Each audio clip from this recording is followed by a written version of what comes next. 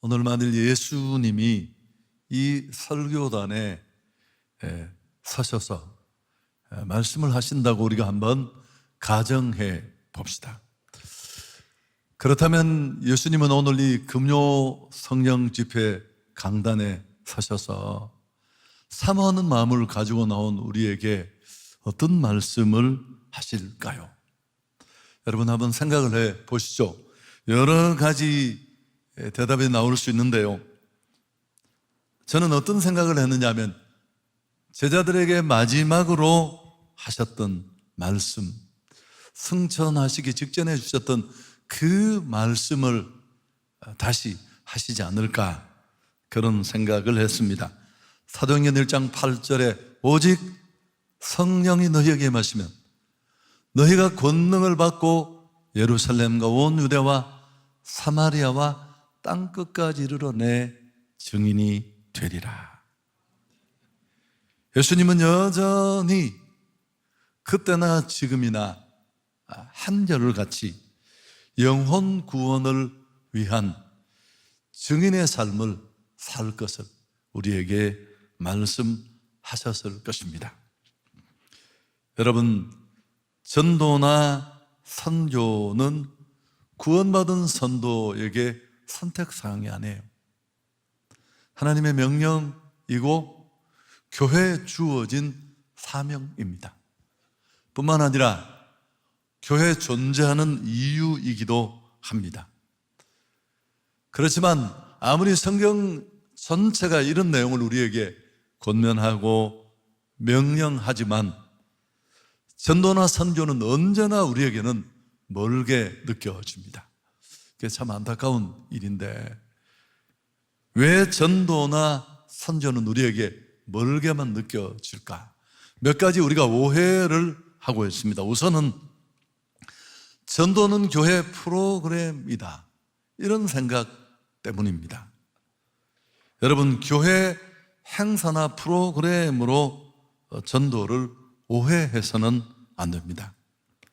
네덜란드의 신학자 요한네스 블라우라는 분이 있는데 그분은 전도에 관한 아주 중요한 말을 했습니다. 불은 타기 위해 존재하는 것처럼 교회는 전도하기 위해 존재한다. 자, 여러분, 교회는 이 땅에 세워진 모든 기관과는 분명히 다른 한 가지 목적이 있습니다. 그게 뭘까요? 바로 복음을 전하는 공동체입니다. 그래서 교회의 전도는 어떤 경우에도 행사가 될 수 없고 프로그램이 될 수 없습니다. 본질이에요. 재정과 행정, 사역과 조직, 그 모든 것들이 여기 다 집중되는 총력전을 펼쳐야 할 교회의 존재 목적이 바로 여기에 있습니다. 어떤 교회는 제가 특별한 교회를 비난하기 위해서는 아닙니다만은 교회 뒷벽에다가 총력 전도의 해, 2022년은 어려우니까 바짝 힘써 온 힘을 모아 전도해 보자, 그런 취지잖아요. 여러분, 나쁘지도 않고 크게 문제되는 내용은 아닙니다. 그러나 사실은 전도나 선교가 교회의 프로그램이 아니라는 사실, 옵션이 아니라는 사실을 깊이 기억하고 나면 좀 문제가 되죠. 여러분, 전도하는 해가 따로 있을 수가 없어요. 존재의 이유인데, 그건 바로 정체성이 있는 일인데, 그건 본질인데, 그 하나의 차이 때문에 교회와 성도가 있는 것인데, 아니 그럼 지금까지는 가만히 있다가 원래 갑자기 총력으로 전도를 하자고요? 여러분, 전도는 전도에 집중한 해가 따로 있으면 안 돼요. 올해도 내년에도 10년 뒤에도 20년 뒤에도 주님 오시는 그날까지 우리는 복음에 집중해야 할 줄 믿습니다. 교회의 모든 에너지가 이곳에 총동원돼야 합니다. 목숨을 걸고 결코 놓칠 수 없는 것입니다. 여러분, 오늘날 교회는 그런 측면에서 이렇게 비춰보면 전도 외에 너무 하는 일들이 많아요. 봉사하는 일, 교제하는 일, 교육하는 일. 여러분, 그거 어느 것 하나 문제되거나 나쁜 일은 아닙니다만 이런 일들이 교회의 본질을 왜곡시킬 수 있습니다. 주객이 전도되게 하고 또 교회를 지켜보는 많은 공동체 구성원들뿐만 아니라 교회 밖의 사람들에게 교회가 도대체 뭘 하는 곳인가 오해할 수 있습니다. 기억하십시오. 전도는, 복음 선교는 교회의 본질이요 존재의 목적인 줄 믿습니다. 때를 얻든지 못 얻든지. 전도가 프로그램이고 교회 어떤 절개 행사쯤이라고 생각하니까 우리가 등한시할 수 있죠. 또 한 가지는 전도는 은사다라는 생각, 정말 치명적인 독약처럼 우리를 붙잡고 있는 아주 대표적으로 잘못된 생각입니다. 전도는 좀 뻔질뻔질하고 사람들 앞에 나서는 거 별로 불편해하지 않는 그런 전도의 은사를 받은 사람들의 전유물로 여기는 것, 오해 중에 큰 오해입니다. 여러분, 전도는 은사가 아닙니다. 전도는 구원받은 모든 구성원, 교회 공동체, 성도에게 주어진 하나님의 명령입니다. 권고가 아니에요. 권유가 아니에요. 그러므로 선택사항이 될 수 없어요. 하고 싶든 하고 싶지 않든 해야 합니다. 때를 얻든지 못 얻든지 해야 합니다. 코로나19에도 해야 합니까? 네. 물론이죠. 명령이니까요. 여러분, 은사와 명령을 혼동하지 맙시다. 또 하나, 전도와 선교가 이렇게 절체절명의 자리에 있음에도 불구하고 강 건너 불구경하듯이 또 가을 행축하네? 여러분, 아니에요. 우리가 이렇게 등한시하는 또 한 가지 이유는 전도는 어렵다라는 고정관념입니다. 아마 성도들의 가장 일반적인 생각이나 핑계가 아닐까 여겨집니다.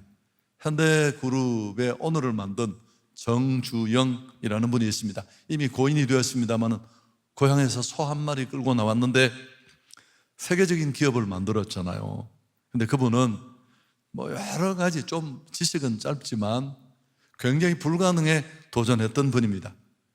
회사의 부하 직원들이 못합니다, 회장님 안 됩니다, 이건 어렵습니다 라고 말하면 그분이 늘 했던 말이 뭘까요? 해봤어? 해보기는 한 거야?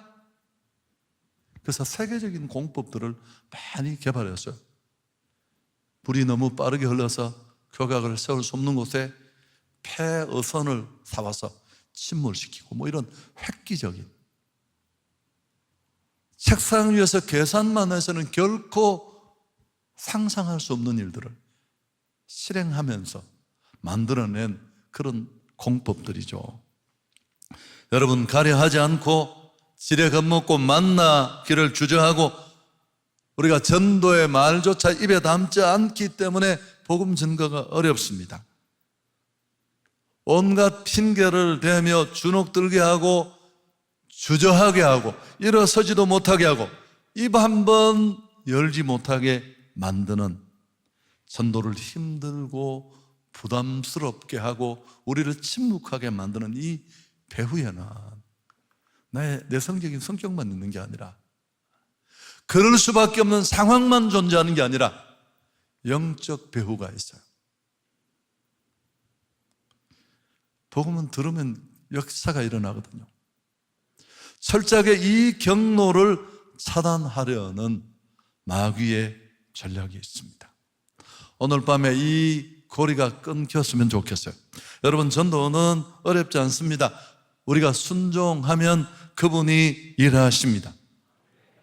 전도는 안 나가면 아무 일도 없어요. 한송교회 지난해 5월에 3,200명이 왔어요. 온 한국교회가 코로나에 폭삭 머리를 숙이고, 아니 무슨 전도야, 교회도 못하는데. 여러분, 우리가 그렇게 했다면 32명도 못 왔을 거예요. 지난주만 20명 이상이 와서 전혀 새 가족이, 제가 어떻게 처음 왔느냐고, 그냥 왔다고. 그게 쉬운 일이 아닌데. 제 설교가 잘 들리십니까? 네. 확실하게는 알 수 없지만, 여러분, 이게 놀라운 일이 아니에요. 우리가 침묵하고 코로나 피해가려고 그저 뒤집어 쓰고 있었다면 천하보다 더 소중한 영혼, 아무런 변화도 일어나지 않았을 겁니다. 나가면 열매가 있고 순종하면 열매가 있습니다. 세상에 우리가 할 수 있는 최고의 일이에요. 내 사랑하는 가족, 친지, 지인들에게 내가 줄 수 있는 게 뭐가 있을까요? 여러분, 어떤 선물을 주고 싶어요?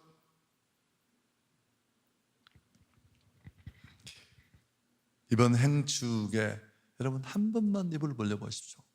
친구야, 엄마, 아빠, 여보, 내가 정말 이런 이야기하면 좀 불편하게 한다는 거 알지만 예수 믿고 내가 너무 편안해지고 행복해져서 네가 나를 진짜 인정한다면 한 번만 교회 가서 복음을 들어볼래? 그 얘기를 왜 못해요? 여러분, 1절 순종하지 않고 걱정만 하고 있지는 않습니까? 부담스러워만 하고 있지는 않습니까? 마귀가 제일 좋아하는 스타일입니다. 마귀는 이렇게 말하지만 너 내 스타일이야. 아무런 일도 일어나지 않으니까요. 여러분, 오늘 본문 잘 아는 요나서에 나오는 말씀입니다. 요나는 아수르 제국의 마지막 수도인 니느웨라는 곳이 있는데 큰 도시예요.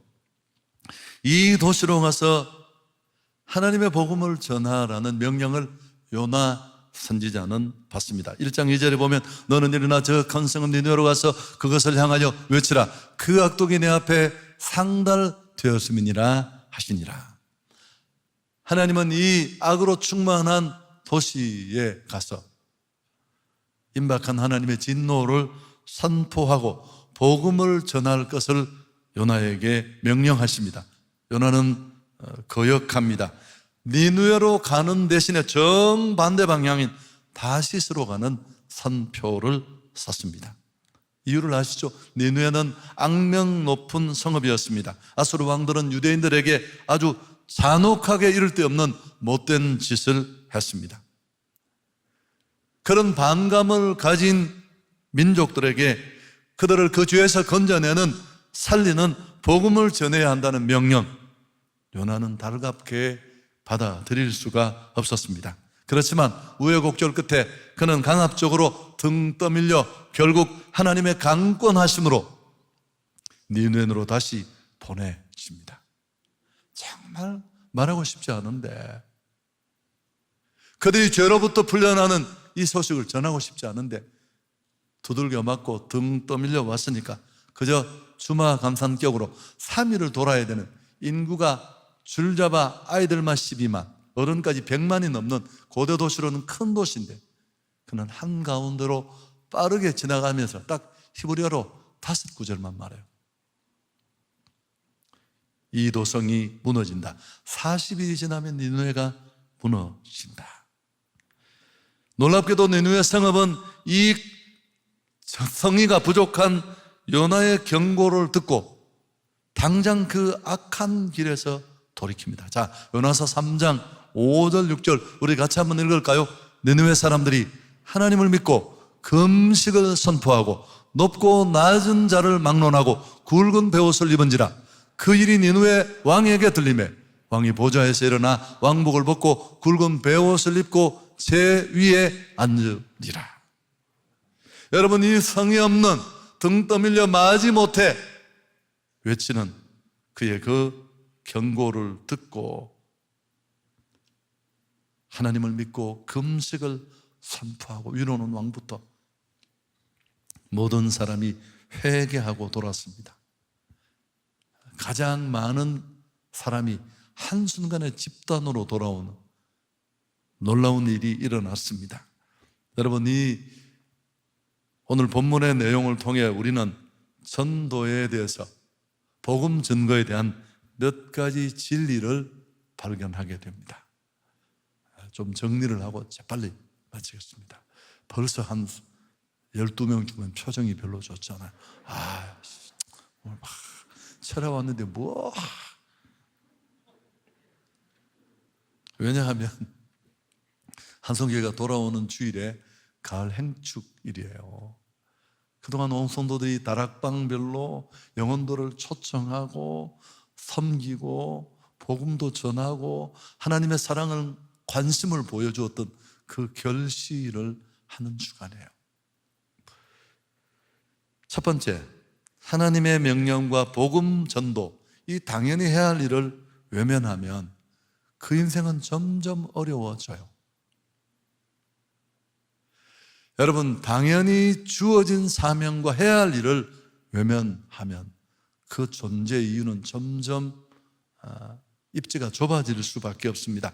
오늘 요나의 하나님의 뜻을 거스리는 그 전까지의 행적을 추적해 보면 주목할 만한 표현들이 몇 곳에 나옵니다. 요나서 1장 3절에 보면, 그러나 요나가 여호와의 얼굴을 피하려고 일어나 다시스로 도망하려 하여 욥바로 내려갔다.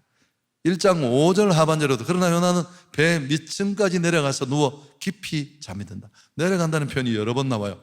또 1장 15절에도 자막은 없지만 풍랑을 만났고 선원들은 요나를 바다에 던집니다. 풍랑의 요인을 찾다가 마침내 큰 물고기 뱃속까지 내려갑니다. 요나의 삶은 이상하게 아래로 점점 내려갑니다. 여러분, 이런 표현들의 반복을 통해 본문이 우리에게 깨닫게 하는 도전이 있습니다. 마땅히 해야 할 존재 이유와 같은 그 명령, 정체성이 있는 일을 외면하고 등한시하면 그 인생은 점점 나빠져요. 좀 더 직접적인 표현을 빌린다면 풍랑을 만나게 됩니다. 깊이 새겨보아야 할 말씀입니다. 여러분, 어떻게 사는 것이 가장 행복할까요? 구원의 은혜를 받은 신앙인으로서, 감당할 수 없는 구원의 감격을 받은 자로서, 감히 한계를 가진 연약한 인생이 크신 하나님을 향해 나의 아버지라고 부를 수 있고, 하늘 소망을 붙잡고 그 보이지 않는 비전을 바라보며 달려갈 수 있는 이 축복을 받은 자로서 우리가 어떻게 사는 것이 가장 잘 사는 것이고 행복한 것일까요? 사명대로 사는 것입니다. 기분이 별로 안 좋은 것 같아요. 나 이유는 잘 모르겠는데 아멘을 딱 세 사람이 한 것 같아요. 아멘. 여러분, 그러나 거부하면 어려워집니다. 요나는 자꾸만 내려가고 어려워지는 자기 신세를 한탄초로 하나님께 이렇게 아뢰입니다. 2장 3절에 주께서 나를 깊음 속 바다 가운데 던지셨다. 2장 6절에 내가 산의 뿌리까지 내려갔습니다. 그러나 반대로 복음을 전하고 가야 할 사명의 길로 힘들어도 뚜벅뚜벅 가면 우리의 존재감도 드러나고 또 우리 인생의 값어치도 달라집니다. 그의 나라와 그의 의를 구하는 자를 하나님이 어떻게 돌아보시는지를 성경 여러 번 우리가 들었으니까요. 온갖 은혜와 축복을 누립니다. 여러분, 저는 제 사역과 삶이 이 증거예요. 내세울 거 1도 없는데 전도 잘 못하는데 그냥 흉내만 내서, 왜? 해야 할 일이라는 걸 알고 불편해도 선택의 여지가 내게 없다는 것을 알고 좀 뒤집으면 오늘 한국 교회의 어려움 절대 이것과 무관하지 않습니다. 이 핑계 저 핑계 대면서 우리는 시골 교회고 우리는 아파트가 없고 우리는 동네 사람이 많이 다니지 않고 요새 무슨 전도가 통하고 말이야. 지하철 앞에 전도하는 사람들 욕이나 하고 자기는 한 번도 해보지 못하고 연탄이라는 시가 여러분 아시죠? 연탄을 발로 차는 사람을 보고 너는 언제 한번 그렇게 뜨거워 본 적이 있었냐? 이 나쁜 놈아. 이건 나쁜 놈은 내가 한 말. 당신은 그렇게 한번 가슴에 예수의 불이 붙어서 지하철 계단 입구에 있어서 그렇게 외쳐본 적이 있었어요. 그리고 나서 얘기하는 거예요. 더 좋은 방법이 있지 않습니까? 더 효율적인 복음 증거의 통로가 있지 않겠습니까? 그렇게 말하는 거예요. 저는 볼 때마다 미안하고,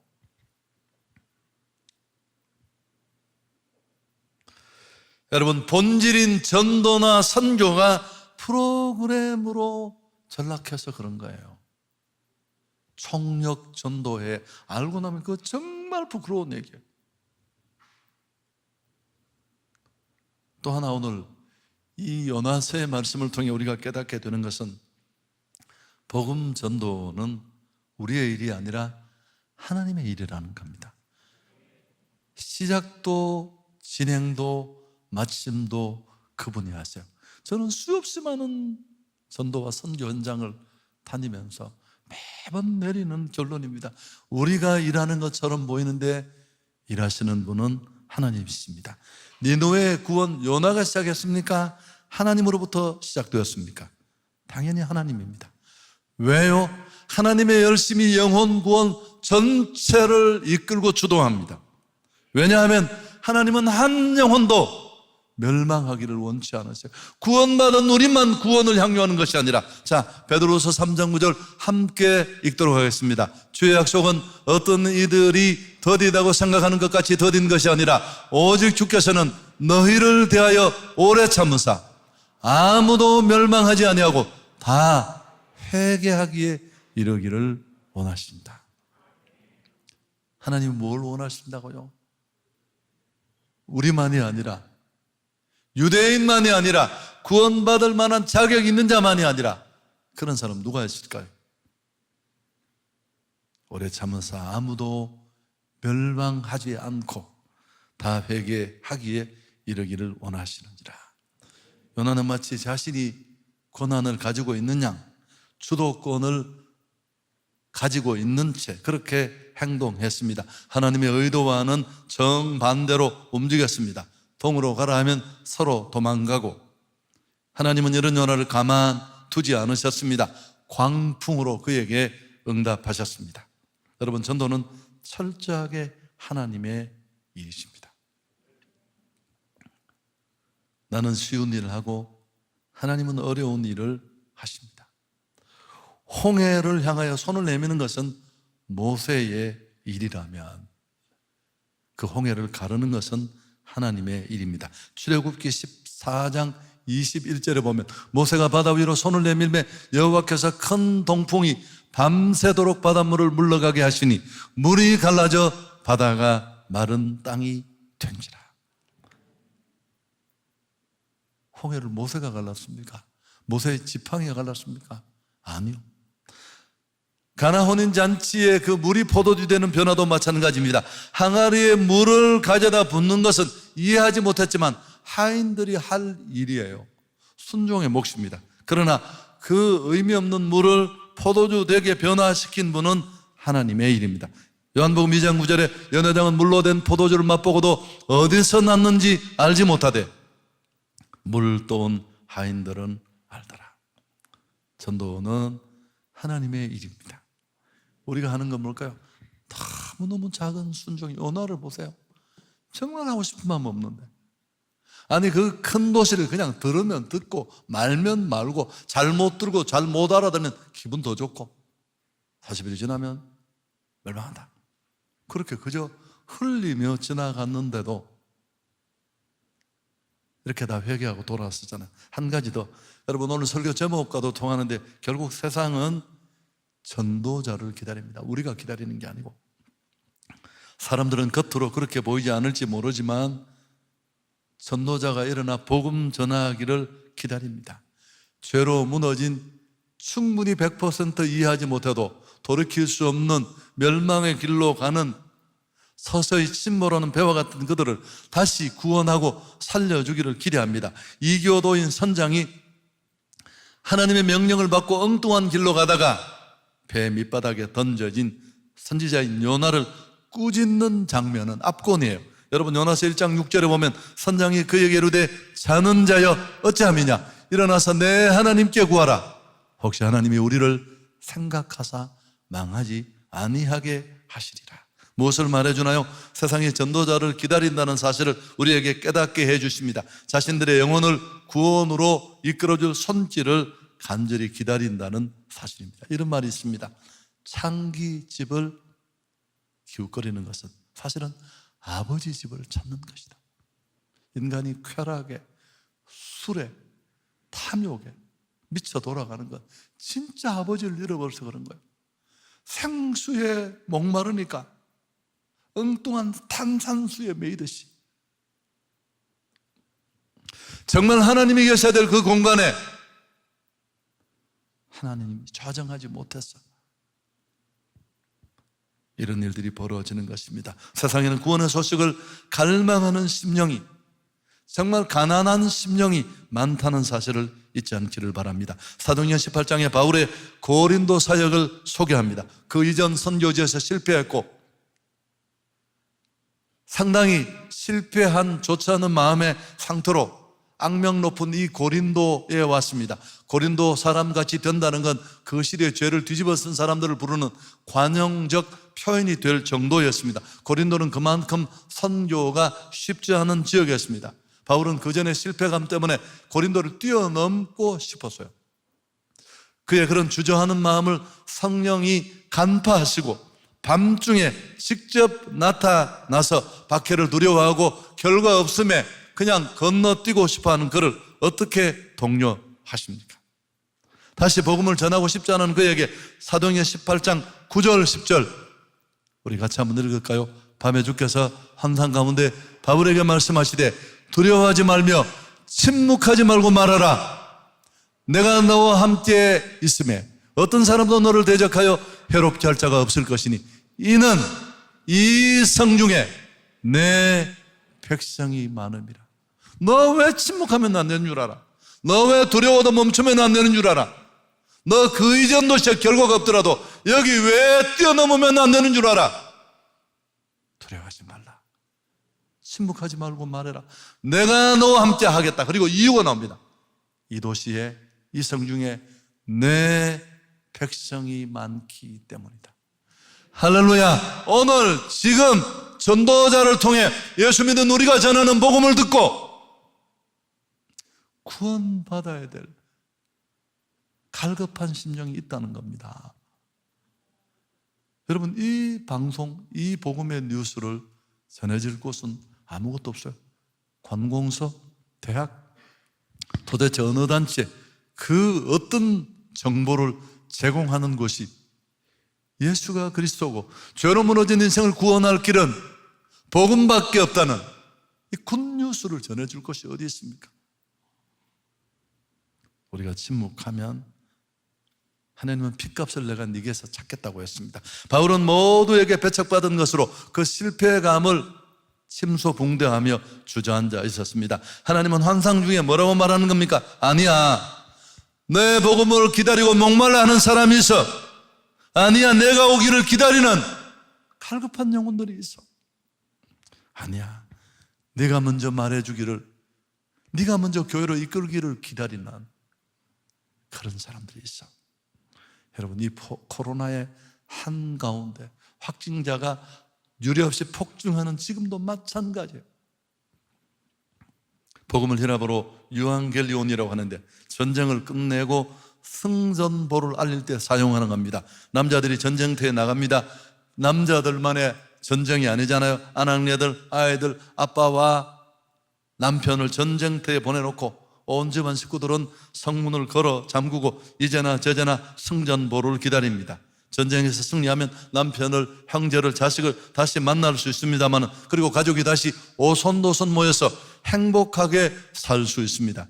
그러나 만일 이 전투에 지면 어떻게 됩니까? 패배로 끝나는 게 아니라 성은 불타고 여성과 아이들은 노예로 끌려가고 행복은 끝나고 참혹한 비극이 시작됩니다. 조마조마 기다리던 어느 날 성루에서 전령이 나타났다고 소리칩니다. 까만 점 같은 사람이 왔다 갔다 언덕에서 나타났다가 사라졌다 합니다. 사람들의 가슴은 점점 더 조여듭니다. 뽀얗게 먼지를 일으키며 달려온 그 전령이 입에 손을 모으고 이렇게 외칩니다. 우리가 이겼어. 우리가 이 전투에서 승리했어. 여러분, 이게 유앙겔리온이에요. 이 소식이 얼마나 복된 소식이었을까요? 성의 사람들이 얼마나 학수고대하고 기다리던 소식입니까? 그 소식을 전해준 발걸음이 얼마나 고마웠을까요? 이사야 선지자는 이렇게 고백합니다. 좋은 소식을 전하며 평화를 공포하며 복된 좋은 소식을 가져오며 구원을 공포하며 시온을 향하여 이르기를 내 하나님이 통치하신다는 하는 자의 산을 넘는 발이 어찌 그리 아름다운가.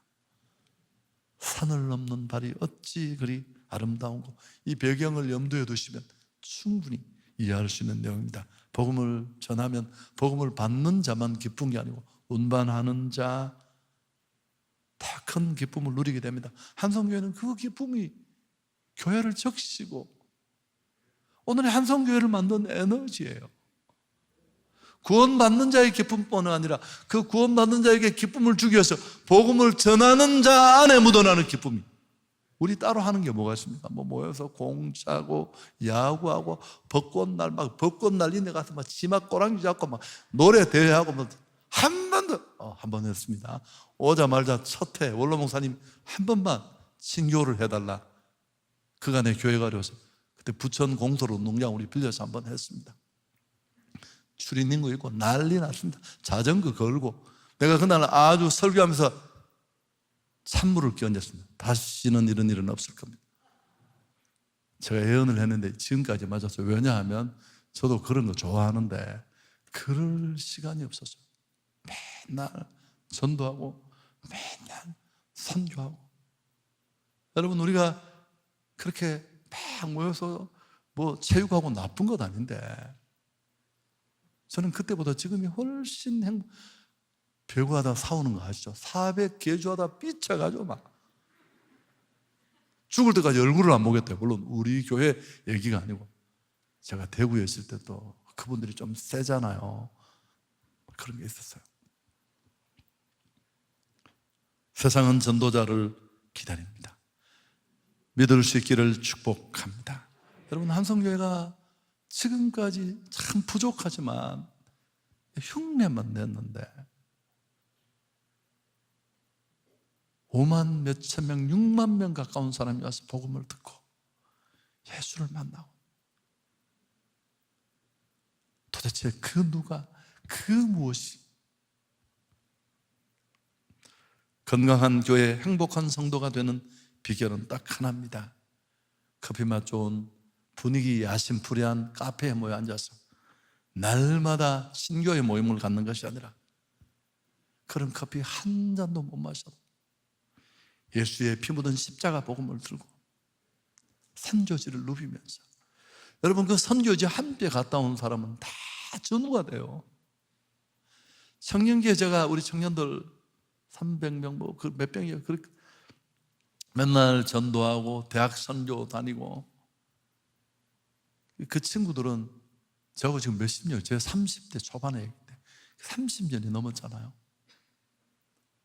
지금도 우리는 만나면 전우예요. 제가 그 아이들 뭐 빵 한 번 먹인 적이 없어요. 잊을 수 없는 이유가 바로 여기죠. 나를 변화시킨 것도 복음, 교회를 세운 힘도 복음, 세상을 변화시킬 능력도 복음에 있는 줄 믿습니다. 아멘을 크게 하면 제가 마칠 계획입니다. 할렐루야.